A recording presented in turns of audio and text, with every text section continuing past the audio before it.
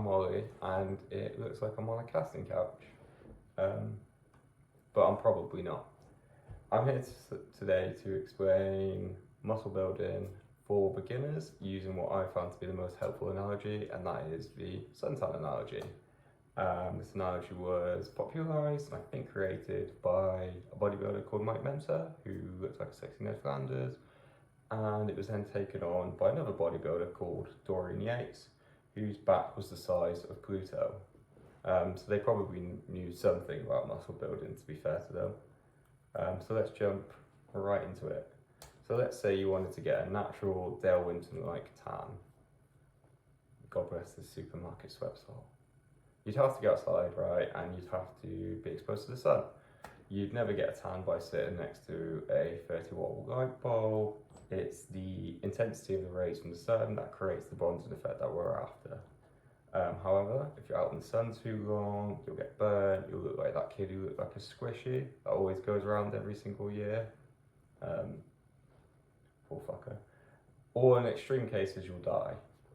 Furthermore, imagine the first time you go out in the sun, you're like a pasty boy like me, like an incel, basement dwelling, typing angrily at women, sort of Jonathan type person. That person wouldn't have to go out in the sun too long to get some sort of bronzing effect, right? They would probably get slightly browner by going out on a cloudy day. However, as time progressed, as Jonathan sort of realised he didn't want to have a go at women anymore and he went outside, he'd become bronzer over time. But to continue getting bronzer, he'd have to up the intensity of the sun he was exposed to. So he wouldn't be able to just go out on a cloudy day anymore. He'd have to go when it's actually sort of hot.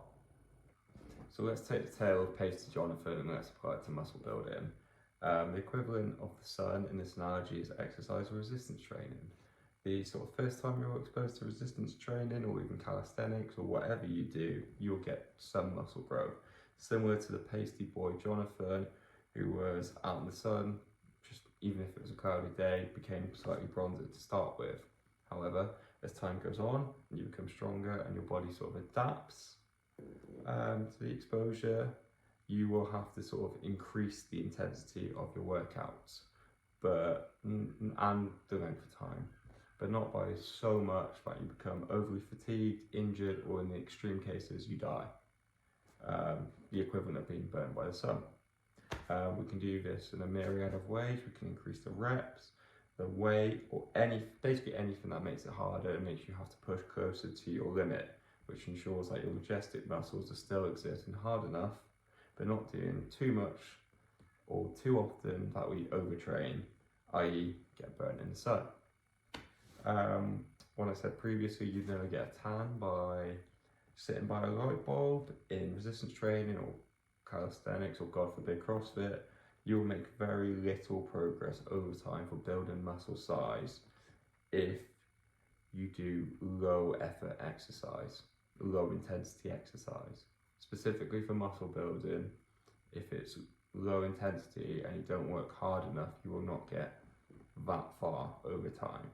It's not about the weight per se. You can build good muscle anywhere in like the 5 to 35 rep range per set, but it's the main factor is the intensity of the exercise and it being frequent enough so that your muscles grow, but not being so frequent that your muscles can't recover, or the equivalent of being out in the sun too long and you just get burnt. So when we were talking about Pasty Jonathan going out in the sun, we would probably recommend that he wears SPF, right, to make it safer.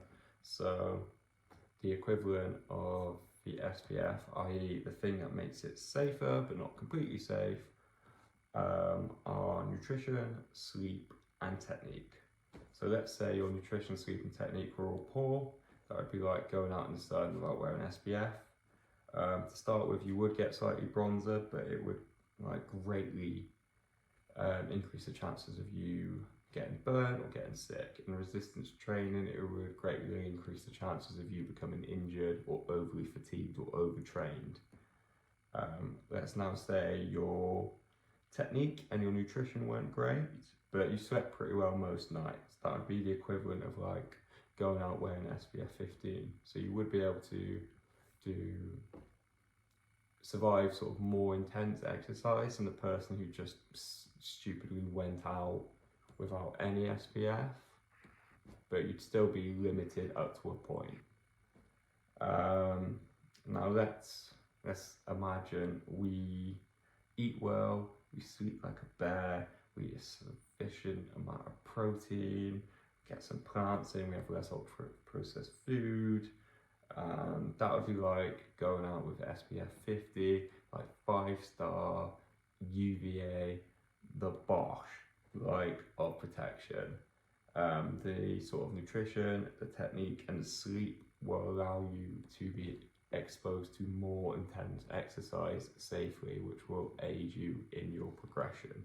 It will give you the sort of tool to be able to do the intense exercise and continue to build muscle and continue to progress, basically, which is what we're after.